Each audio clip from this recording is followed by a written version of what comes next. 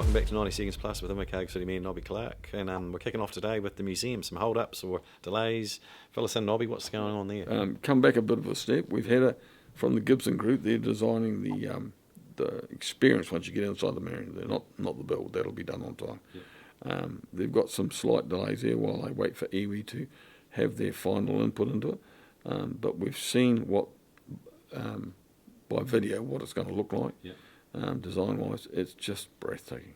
So in the front end, there's 3 parts to it: earth, sea, and sky, and it goes back about the history. So the theme is that Southland's been designed, I guess, over time by nature, and it's just absolutely breathtaking. It's what young kids and people that are coming into the city will really want. So it's very interactive. So for instance, you walk up to a picture on a wall, which might be an iwi elder, or it might be somebody that was a sealer or somebody well known in the city.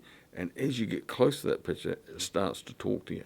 Right. Like, really, really interesting. It's not just talking, the picture starts to move, and as though you're actually having a conversation with the person. Wow. So it's just phenomenal what they've done in there. Absolutely breathtaking. I think all but one of the councillors was super, super impressed. So that's really good. So that's coming. Yeah. But that whole experience and stuff is what the potential delays are on. Yeah. So we're working flat out to try and make sure that doesn't happen. So iwi's doing their bit, but we need to fast track that through to make sure there's no delays, because people, once they see the building up and running, don't want to be sitting around for too long until it's open. So it'll be hopefully, I think about 6 months after the build is actually finished, that the fit out will be done. But it's a very complex fit out. It's just got cables and wires it's into a space that you'd never believe. And I know people on council have sometimes criticised me to be saying it'll be the state of the art thing, or your fantasy project. Yeah, my fantasy project. Yeah, they say that, which is nonsense. Look, hey, the community wanted this. We've got the messages over and over and over again. Get it done, no delays. Some have even said, to hell with the money, just make it something that's going to last us the next 50 to 100 years, and generations of people are going to want to come back. So that was stunning. So it was really interesting. And we also did a little bit of a view on what the marketing logo would look like, the name Tianua, and how it would look. Instead of just being letters, they've crafted it a little bit like windows. And so the concept is, through the name, you can see the past. That's what's meant to be. It's like a portal, and it's quite a different sort of design. I think it's really creative. So behind the opening of the portals that you can see, which make the lettering, you can put anything behind it. You can put iwi pictures, which are some of Maori people, which are just breathtaking. Or you could put sports behind it. You could put waterfalls, whatever you wanted, and it just makes it really good from a marketing perspective. Look, people know my view on dual naming of things, and I don't want to be like some of the facilities I see up north that are only interior. That would not be my preference, and I'd be standing up against that. So, but this will be quite iconic, this name. It'll have both.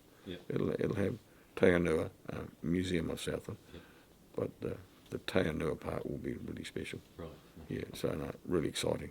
Right. And hopefully in the next couple of months, the public will be able to see online a video clip that it's not in real life, obviously, but it's just digitally developed, AI or whatever they use in this day and age, to show you what that front end walkthrough will be like. It'll be stunning to walk into that front area. You actually walk through a digital waterfall. So you actually think you're going through the waterfall. It's really fantastic. Sounds interesting. Yeah. Changing gears, we've got bin inspectors now. So I see there's some tags around town on some of the bins. They've obviously been checked. So it's probably, I guess it's a good thing. Hopefully it's not going to cost us too much, but it does need to be looked at, I guess. You'll have heard me talk at the last meeting about that. And I engaged with Rangi as well, because he's our sort of local expert on that. He's been around a long time. But it is a complex area. So the dilemma we face at the moment is where to put glass. If you put glass into a recycling bin, which is where it currently goes, as it gets in the truck and runs around town, it breaks up. And then everything else that's in there, like paper, cardboard, plastics, gets full of little glass shards, which is what they call the contamination. And if the level gets too high, it's really, really hard to recycle. especially the paper and cardboard. Yeah. So where do you put it? Well, the other alternative would be to put it into the general bin and go out to the dump. Yeah. And that's okay, but the cost of that is not okay. Right. Because when you go across the weighbridge, it's all on weight, and glass is the heaviest thing you can have. So if you had a couple of 24 packs of empty bottles sitting in your general bin, the bin would be very heavy, and we pay for that by tonnage. So some councils separate glass out into a third option, but that was expensive as well.